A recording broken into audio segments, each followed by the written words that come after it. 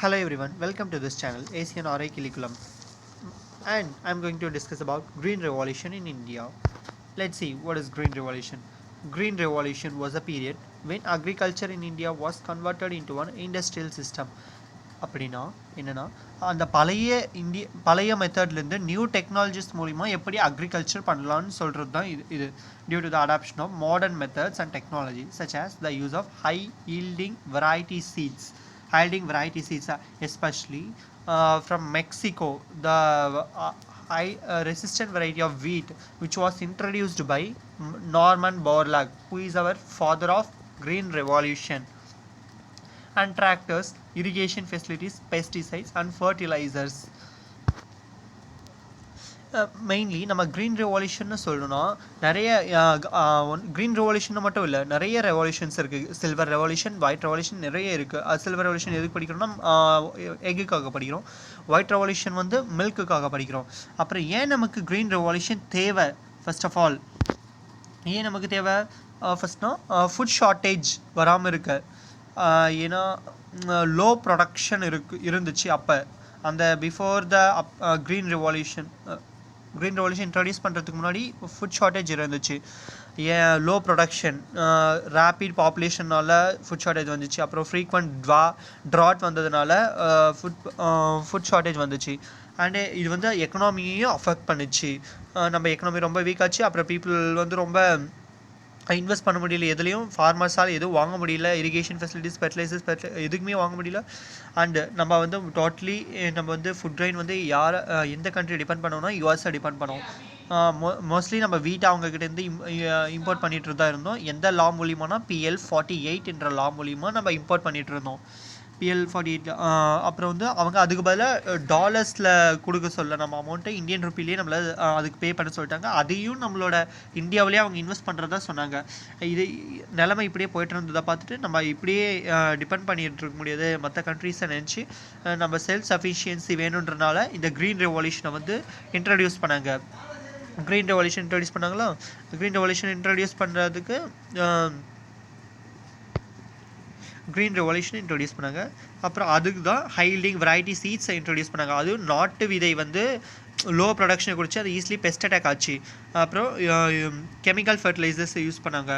Urea, potash எல்லாம் use பண்ணி yield அதிகமாக்கினாங்க. Highly variety seeds வந்து நிறைய ரொம்ப நியூட்ரியன்ஸ், அந்த ஹைல்டிங் வெரைட்டி சீட்ஸ்க்கு வந்து நிறைய நியூட்ரியன்ஸ் தேவைப்பட்டதுனால தான் கெமிக்கல் ஃபர்டிலைசர்ஸ் அதிகமாக கொண்டு வரப்பட்டது. இரிகேஷன் ஃபெசிலிட்டிஸ், அதுலேயும் சர்ஃபேஸ் இரிகேஷன், கிரவுண்ட் இரிகேஷன் இருந்துச்சு. சர்ஃபேஸ் இரிகேஷன்னா டேம் மூலிமா சேவ் பண்ணிவிட்டு வாட்டரை அதை வந்து கொஞ்சம் கொஞ்சமாக விட்டு கெனல் மூலிமா விடுறது. கிரவுண்ட் இரிகேஷன்னா பைப்ஸ் மூலிமா நீர் பாய்ச்சுறது.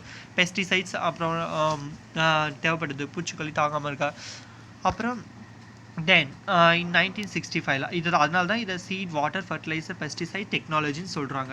1965 the government of Mrs Indira Gandhi decided to take a major step on agriculture condition. அவங்க வந்து ஒரு ஸ்டெப் எடுக்கிறாங்க. அவங்க கொடுத்த ப்ராஜெக்ட்டை தான் டாக்டர் MS சுவாமிநாதன், அவரை தான் நம்மளோட father of Indian green revolution சொல்கிறோம்.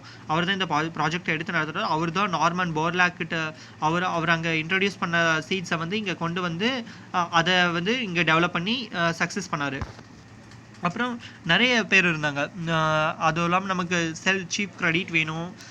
கிரெடிட்னா இப்போ ஷார்ட்டேஜ் ஸ்டோரேஜ் பண்ணுறதுக்கு எல்லாம் தேவை. இப்போ நம்ம ப்ரொடியூஸ் பண்ண இந்த க்ரீன் ரெவல்யூஷன் மூலமாக ப்ரொடியூஸ் பண்ணுற ஃபுட்ஸ் எல்லாம் ஸ்டோர் பண்ணுறதுக்கு, அப்புறம் மார்க்கெட்டிங், அதை வந்து டிஸ்ட்ரிபியூட் பண்ணணும். அதுக்கு தான் ஒரு இது ஓப்பன் பண்ணாங்க 1965. என்னென்னா FCI, ஃபுட் கவுன்சில் ஆஃப் இந்தியான்னு ஓப்பன் பண்ணாங்க. அது வந்து எதுக்குன்னா குறைந்தபட்ச ஆதார விலைன்னு சொல்லலாம். அது வந்து இவங்க தான் நிர்ணயிக்கிறாங்க. ஃபுட்ஸை வந்து டிஸ்ட்ரிபியூட் பண்ணாங்க ஈவனாக. அண்டு க்ரீன் ரெவல்யூஷனை கான்ட்ரிபியூட் பண்ணது யாருன்னா வில்லியம் கார்டுன்ற ஒருத்தர் 1968. இவரை தான் ஃபர்ஸ்ட் யூஸ்டு க்ரீன் ரெவல்யூஷன் வேர்டை ஃபஸ்ட் யூஸ் பண்ணுறாரு. அப்புறம் நார்மன் போர்லாக், நம்ம எல்லாருக்கும் தெரியும், இவர் தான் ஃபாதர் ஆஃப் க்ரீன் ரெவல்யூஷன். இவர் தான் டிசீஸ் ரெசிஸ்டன்ட் வீட் வெரைட்டிஸை கொண்டு வந்தார். எங்கே ரிசர்ச் பண்ணார்னா மெக்சிகோலேருந்து கொண்டு வந்தார். இவருக்கு 1970 நோபல் ப்ரைஸும் கிடைக்கிது. அதே மாதிரி doctor MS Swaminathan, ministry of agriculture adviser, இவர் தான் நம்மளோட மினிஸ்ட்ரி ஆஃப் அக்ரிகல்ச்சருக்கு அட்வைசராக இருந்தார். அப்புறம் C. Subramanian, the most important person, இவர் தான் நம்ம யூனியன் மினிஸ்டர் ஆஃப் அக்ரிகல்ச்சரும் கூட. Architect of Indian green revolution இவரை தான் சொல்கிறாங்க. அப்புறம் ஐசிஆர்லாம் இருந்துச்சு. The beginning of green revolution contribute Norman Borlaug நமக்கே தெரியும். இதை தான் இப்போ நம்ம பார்த்தோம். Then what are the methods used in green revolution? Double and multiple cropping. ஃபர்ஸ்ட்லாம் நம்மளால் ஒரு crop தான் பண்ண முடியும். இந்த மெத்தட்ஸ்லாம் யூஸ் பண்ணுறது மூலிமா இந்த கெமிக்கல் ஃபர்டிலைசர் ஹைலிங் வெரைட்டிஸ் இது மூலிமா டபுள் க்ராப்பிங்கை நம்ம இன்ட்ரோடியூஸ் பண்ணியிருக்கோம். ஜெனடிக் சுப்பீரியர் நம்ம வேணும் டிசைரபிள் கேரக்டர்ஸ் மூலிமா நமக்கு வந்துச்சு. ப்ராப்பர் இரிகேஷன் ஃபெசிலிட்டிஸ் நீரை சேமித்து வச்சு டேமில் அப்புறம் எல்லாமே பைப் மூலிமா இன்ட்ரோடியூஸ் பண்ணுறது தேவைன்றப்ப high yielding variety seeds most important thing which use most profit to our farmers and use of பெஸ்டிசைட்ஸாக நம்ம பூச்சிகள் எதுவும் தாங்காமல் இருக்க ஃபெர்டிலைசர்ஸ் யூஸ் பண்ணுவோம். And use of modern machinery. இது இல்லைன்னா நம்மளோட பீப்புள் இவ்வளோ அச்சீவ் பண்ணியிருப்பாங்களான்னு தெரியல. டிராக்டர் ஹார்வெஸ்டர் இது மூலிமா இண்டஸ்ட்ரீஸும் டெவலப் ஆச்சு. இண்டஸ்ட்ரீஸ் டெவலப் ஆனதுனால இண்டஸ்ட்ரீஸ்க்கும் அக்ரிகல்ச்சருக்கும் ஒரு பாண்ட் உருவாச்சு. இவங்க இல்லைன்னா அவங்க இல்லை, அவங்க இல்லைன்னா இவங்க இல்லாத மாதிரி ஒரு பாண்ட் உருவாச்சு. எக்ஸ்பென்ஷன் ஆஃப் ஃபார்மிங் ஏரியாஸ் ரொம்ப இன்க்ரீஸ் ஆகிட்டே போச்சு க்ரீன் ரெவல்யூஷன் இன்ட்ரடியூஸ் பண்ணதுக்கப்புறம். அதனால தான் நம்மளோட sown area also expanded and yield also increased. Self sufficiency வேணுன்றனால தான் இவ்வளவும் நடக்குது. பேசிக் எலமெண்ட்ஸ் அதுதான். Continued expansion of farming areas and double cropping existed and using seeds with the superior varieties. நம்ம மோஸ்ட்லி இதுதான் இப்போ நம்ம பார்த்தோம். வாட் ஆர் த இம்ப்ளிமெண்டேஷன்ஸ்னு சொல்லிட்டு இதை ஏன் நம்ம செல்ஃப் சஃபிஷியன்சி அடையணும்னா இதெல்லாம் தேவை நமக்கு. High yielding variety seeds, chemical fertilisers அது வந்து அதிகமாக யூஸ் பண்ணும். இரிகேஷன் ஃபெசிலிட்டிஸ் அதுதான் சர்ஃபேஸ் இரிகேஷன், கிரவுண்ட் இரிகேஷன் சொன்னோம். மல்டிபிள் க்ராப்பிங் நமக்கு which gives profit to our farmers. Modern agricultural machinery, credit facilities அவங்களுக்கு ஃபார்மர்ஸ்கோட ஃபெசிலிட்டிஸ் எல்லாம் கவர்மெண்ட் அரேஞ்ச் பண்ணி அக்ரிகல்ச்சரல் ரிசர்ச்க்கு ஏற்றதாக இருக்கணும். பிளான்ட் ப்ரொடெக்ஷன் இருக்கணும். Electrification, soil test and soil conservation இருக்கணும். அப்புறம் effects. What are the effects? ப்ரைஸஸில் எஃபெக்ட் இருக்கும், எக்கனாமிக் க்ரோத்தில் எஃபெக்ட் இருந்துச்சு. இந்த க்ரீன் ரெவல்யூஷன்மா இன்க்ரீஸ் இன் ப்ரொடக்ஷன் இன்க்ரீஸ் ஆச்சு. Capitalistic farming, rural development and reduction import and food இருந்துச்சு. திங்கிங் ஃபார்மர்ஸோட தாட்டும் இன்க்ரீஸ் ஆச்சு. கவர்மெண்ட் இனிஷியேட்டிவ்ஸ் இதெல்லாம். அப்புறம் மோஸ்ட்லி நம்ம என்னென்ன வெரைட்டிஸை நம்ம சக்ஸஸ்ஃபுல்லாக இருந்தோம்னா ரைஸ், வீட், மெய்ஸ், பாஜ்ரா, ஜோவர். அதில் ரைஸில் என்னென்ன வெரைட்டின்னு, வீட்டில் என்னென்ன வெரைட்டினா சோனா, கல்யாண், சொனாலிகா. ரைஸ்லனா IR eight, Jaya, Padma, Bela. Miracle rice IR eight தான் மிராக்கிள் ரைஸ்ன்றோம். அது ஏன்னா மோர் ப்ரொடக்டிவிட்டி, மோர் சக்ஸஸ்ஃபுல். அதை தான் ஃபிலிப்பைன்ஸ் வந்து IR international rice research institute வந்து ரிலீஸ் பண்ணுறாங்க. பாஜ்ராவில் HV1 ரிலீஸ் பண்ணுறோம். மெய்ஸில் கங்கா 101, ரஞ்சித். அப்புறம் ஜோவரில் CSH2 யூஸ் பண்ணுறாங்க. கவர்மெண்ட் இனிஷியேட்டிவ்ஸ் இதெல்லாம். அப்புறம் நியூ டெக்னாலஜி இன்ட்ரடியூஸ் பண்ணுறது, ஹைப்ரிட் சீட்ஸ் இன்ட்ரடியூஸ் பண்ணாங்க. இவங்க தான் எல்லாம் டியூரிங் த அவர் நம்ம prime ministers Indira Gandhi and Rajiv Gandhi had led the way to this full scale liberalization. அப்புறம் எக்கனாமிக் ரிசல்ட்ஸும் நமக்கு தெரியும். Increase in irrigation created new dams to harness monsoon water. Monsoon வந்த மழை காலத்தில் சேகரிச்சுட்டு நம்ம கெனல்ஸ் மூலிமா அதுக்கப்புறம் பைப்ஸ் மூலிமா நம்ம இரிகேட் பண்ணிக்கலாம் தேவைன்றப்ப. அப்புறம் இண்டஸ்ட்ரியல் க்ரோத்து இன்க்ரீஸ் பண்ணிச்சு, ஹை லெவல் இன்க்ரீஸ் பண்ணிச்சு. அதை இம்ப்ளிமெண்ட் பண்ணது யாருன்னா IADP, Indian agriculture development programme. இதுக்கெல்லாம் ப்ரோக்ராம் யூஸ் பண்ணி இதெல்லாம் 1960-61 இம்ப்ளிமெண்ட் பண்ணுறாங்க. இந்தியன் அக்ரிகல்ச்சரல் ஏரியா ப்ரோக்ராம்னு ஒரு ப்ரோக்ராம் 1964-65 இது பண்ணுறாங்க, டெவலப் பண்ணுறாங்க. அப்புறம் நம்மளோட பாசிட்டிவ் இம்பேக்ட்ஸும் சொல்லலாம், நெகட்டிவ் இம்பேக்ட்ஸும் இதில் சொல்லலாம். அப்புறம் சோஷியாலஜிக்கலாக ரிசல்ட்ஸ் என்னென்னா பிளண்டி ஆஃப் ஜாப்ஸை க்ரியேட் பண்ணுது. இண்டஸ்ட்ரீஸ் க்ரியேட் ஆச்சு. மோஸ்ட்லி இதோட டூல்ஸ்லாம் உருவாக்க டிராக்டர், பைப் லைன்ஸ் எல்லாம் யூஸ் பண்ணுறதுக்காக இண்டஸ்ட்ரீஸ் வச்சு அது மூலிமா ஜாப் உருவாச்சு.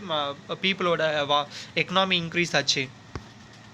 அதர் ரிசல்ட்ஸ் ஆல்சோ ட்ரான்ஸ்ஃபார்ம்டாக. அப்புறம் நம்ம ஒரு பஞ்சத்தில் இருந்த நாடாக இல்லாமல் இப்போ ஒரு செல்ஃப் சஃபிஷியன்சி அட்டைன் பண்ணிட்டு அதை வந்து நம்ம ஃபுட்டை எக்ஸ்போர்ட்டும் பண்ணுறோம். ஆனால் நம்ம எல்லாத்துலேயும் செல்ஃப் சஃபிஷியண்ட்டாக இல்லை, நிறைய இப்பயும் நம்ம இம்போர்ட் பண்ணிட்டு இருக்கோம். ஆனியன் பற்றாக்குறை வருது. இப்போ சாஃப்ளவர், சன்ஃப்ளவர், மோஸ்ட்லி நிறைய காட்டன் நிறைய இம்போர்ட் பண்ணிட்டு தான் இருக்கும்.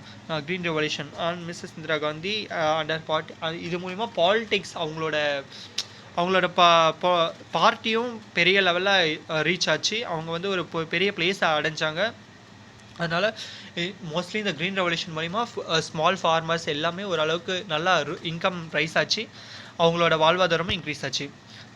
அட்வான்டேஜஸ் ஆஃப் க்ரீன் ரெவல்யூஷன் நமக்கு தெரியும். ஈல்ஸ் 3 மடங்கு அதிகமாச்சு. மல்டிபிள் கிராப்பிங்கை ஒரே இயரில் இன்ட்ரடியூஸ் பண்ணாங்க இந்த இவ்வளோ டெக்னாலஜி மூலிமா.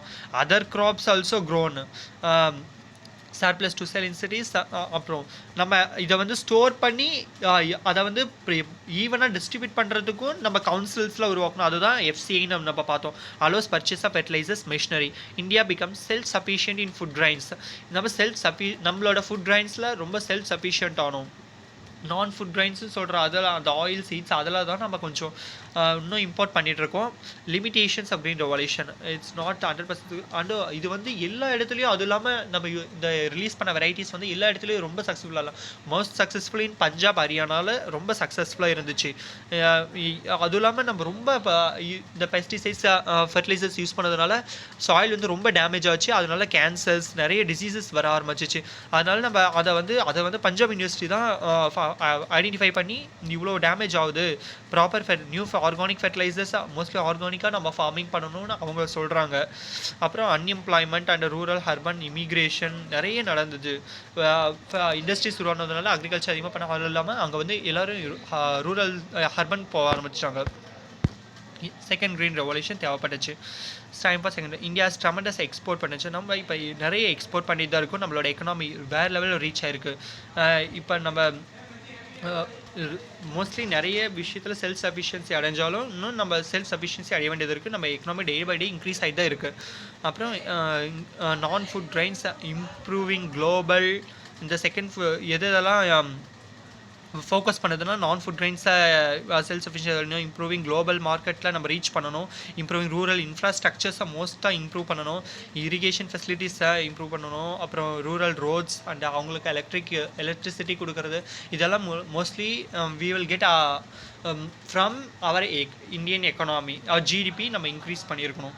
அது இல்லாமல் நம்ம அப்போ இருந்ததோட இப்போ ரைஸே கூட பார்த்தோம்னா 1970 20 டன்ஸ்னால் இப்போ 2017 வந்து நம்ம 70-80 டன்ஸாக இன்க்ரீஸ் பண்ணியிருக்கோம் நம்மள ப்ரொடக்ஷனை. கன்க்ளூஷன். இப்போ நம்ம as a technological invention, the green revolution replaced one way of life in another in short span of 2 decades. இந்த பர்டிகுலர் டெக்கேட்ஸில் நம்ம இந்தியா எவ்வளோ வளர்ச்சி அடைஞ்சிருக்கு க்ரீன் ரெவல்யூஷன் மூலிமா நம்ம பார்த்தோம். அதுவும் இல்லாமல் நம்ம வந்து அதே கன்சென்ட்டோட நம்ம சாயிலை வந்து ரொம்ப டேமேஜ் பண்ணக்கூடாது. ரொம்ப ஃபெர்டிலைசர்ஸ் கெமிக்கல்ஸ்லாம் யூஸ் பண்ணி ஒரு ப்ராப்பராக அதுக்கு இப்போ ஸ்டடி பண்ணணும் நம்ம. தேங்க்யூ. இதனால் நம்ம செல்ஃப் சஃபிஷியன்சி அடைஞ்சோம். நம்ம India how our country became self-sufficient by introducing green revolutionன்றதை நம்ம பார்த்தோம். தேங்க்யூ.